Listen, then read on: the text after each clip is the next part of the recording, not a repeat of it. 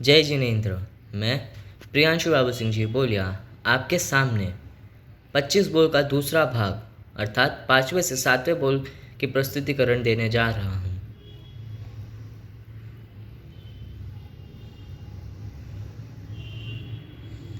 आइए सफ़र की शुरुआत करते हुए हम हमारे 5वें बोल पर्याप्ति 6 की ओर बढ़ते हैं। 5वें बोले पर्याप्ति 6। आहार पर्याप्ति, शरीर पर्याप्ति, इंद्रिय पर्याप्ति, श्वासोच्छ्वास पर्याप्ति, भाषा पर्याप्ति और मन पर्याप्ति। पर्याप्ति किससे कहते हैं? परिणमन करने की शक्ति को पर्याप्ति कहते हैं।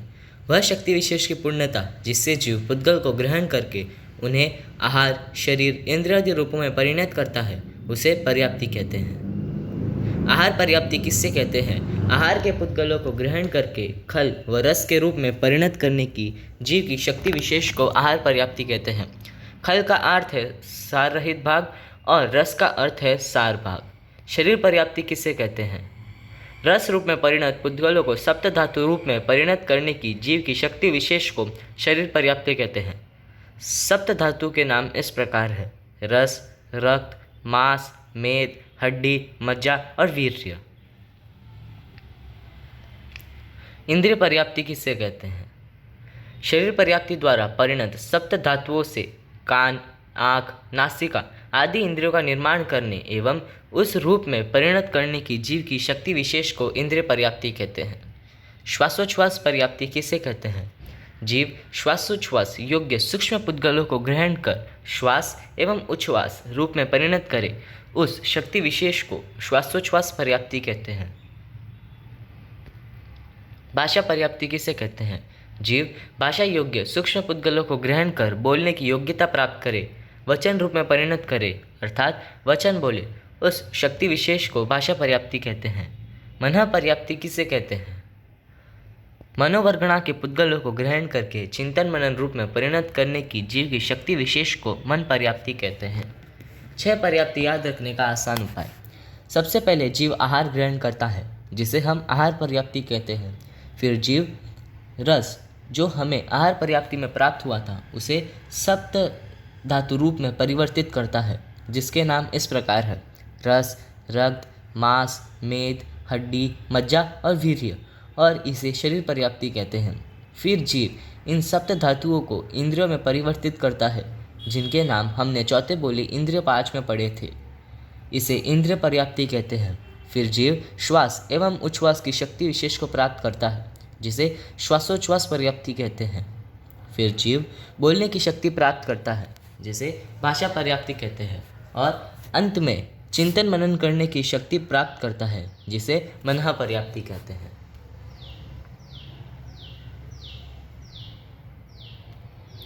किस जीव में कितनी पर्याप्तियाँ होती है?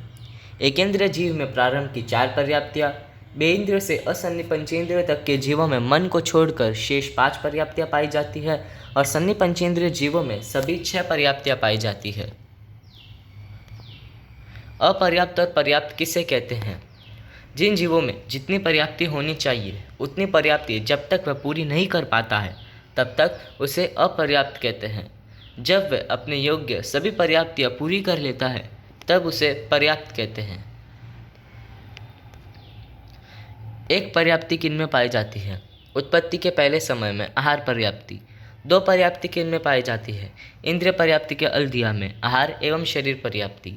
3 पर्याप्ति किन में पाई जाती है? एक इंद्रिय के अपर्याप्त में आहार, शरीर एवं इंद्रिय पर्याप्ति।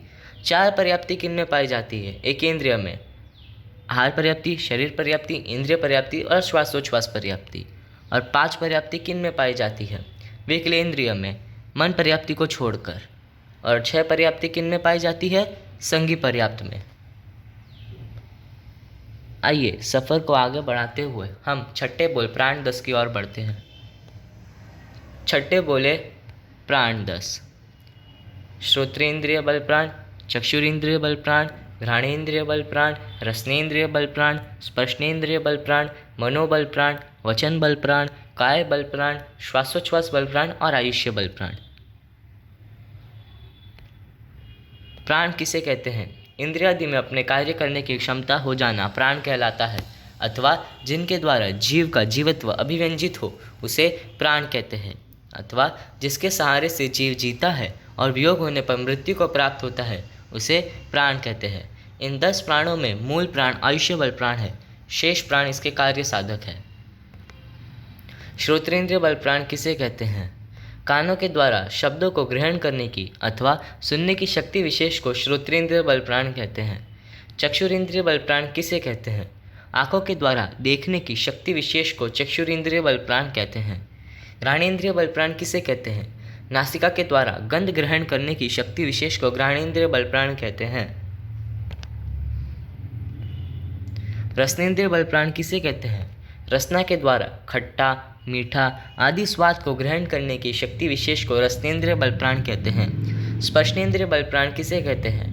पदार्थ में रहे हुए ठंडे, गर्म आदि 8 प्रकार के स्पर्शों को ग्रहण करने की शक्ति विशेष को स्पर्शनेंद्रिय बल प्राण कहते हैं। मनोबल प्राण किसे कहते हैं? द्रव्य मन की सहायता से किसी भी प्रकार का चिंतन मनन करने की शक्ति विशेष को मनोबल प्राण कहते हैं।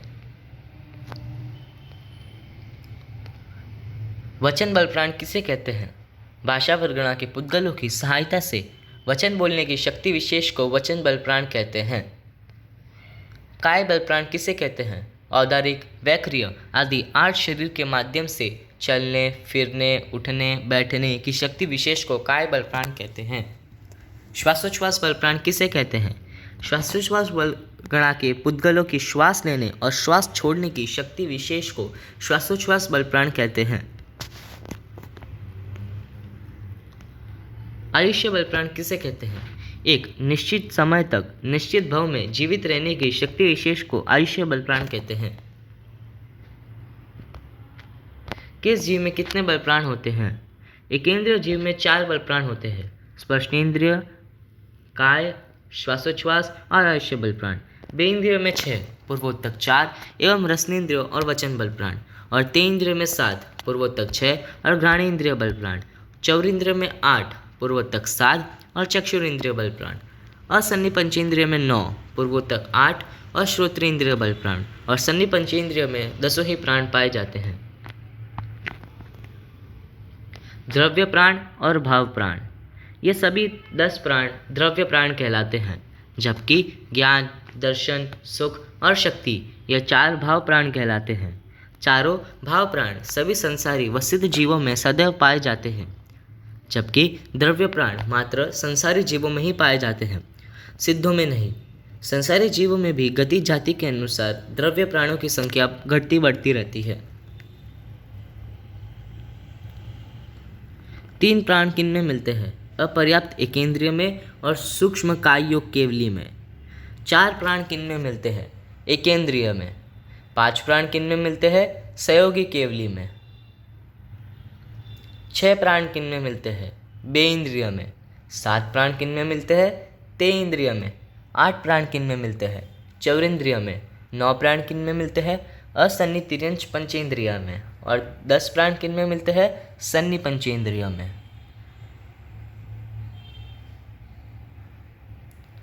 आइए सफ़र को बढ़ाते हुए हम हमारे 7वें बोल शरीर 5 की ओर बढ़ते हैं।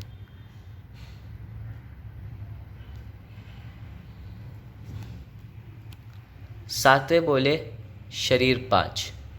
औदारिक शरीर, वैक्रिय शरीर, आहारक शरीर, तेजस शरीर और कार्बन शरीर। शरीर किसे कहते हैं? जीव की क्रिया करने के साधन को शरीर कहते हैं।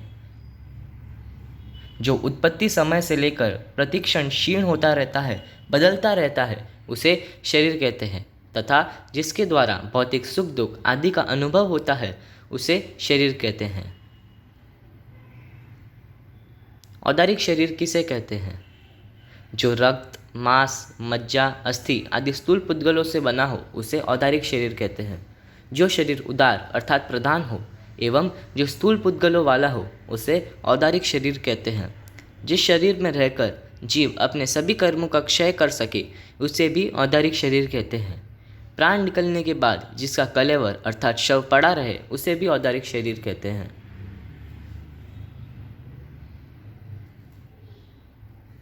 वैक्रिय शरीर किसे कहते हैं? जिस शरीर में विविध अथवा विशेष प्रकार की क्रियाएं होती है उसे वैक्रिय शरीर कहते हैं। जैसे एक रूप होकर अनेक रूप धारण करना, छोटा बड़ा शरीर बनाना, दृश्य अदृश्य रूप बनाना आदि। वैक्रिय शरीर दो प्रकार का होता है, भव प्रत्यय, लब्धि प्रत्यय। पहले देवों और नारकों में जन्म के साथ ही होता है। दूसरा मनुष्य और तिर्यंचों को जप तप आदि विशिष्ट साधना द्वारा लब्धि से प्राप्त होता है। औदारिक की तरह वैक्रिय शरीर में अस्थि मांस आदि नहीं होते। वैक्रिय शरीरधारी के प्राण छूटने पर कपूर की तरह वैक्रिय पुद्गल बिखर जाते हैं, कलेवर पड़ा नहीं रहता।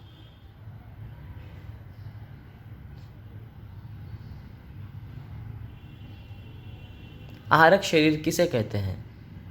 14 पूर्वधारी प्रमत्त अणगार लब्धि से अपने शरीर में से अति विशुद्ध स्फटिक के सदृश एक हाथ के पुतले के बराबर शरीर बनाते हैं, उसे आहारक शरीर कहते हैं। यह शरीर साधियों में नहीं होता। 14 पूर्वधारी मुनि तीर्थंकर की रिद्धि देखने अथवा 14 पूर्वों को चितारते समय स्वयं को शंका हो जाने पर अथवा कोई वादी आकर प्रश्न करे और उस समय उपयोग नहीं लगने पर इस आहारक शरीर को तीर्थंकर या केवली के पास भेजते हैं। संशय निवारण के पश्चात यह शरीर अपने मूल प्रकार में प्रविष्ट हो जाता है।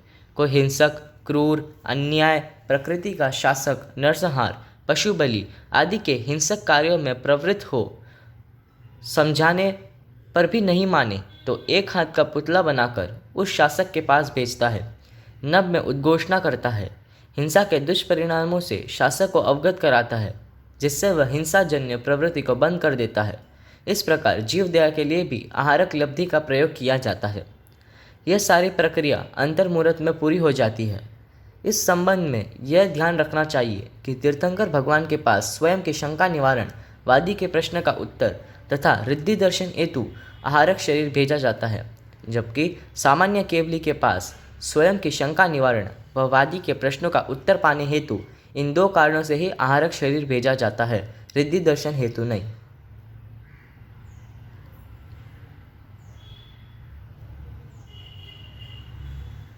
तेजस शरीर किसे कहते हैं?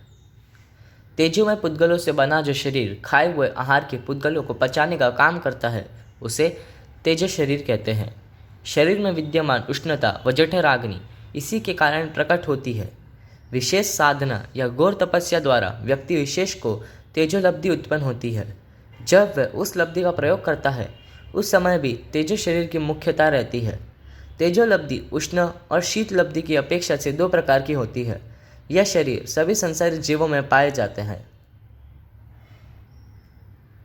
कार्मण शरीर किसे कहते हैं?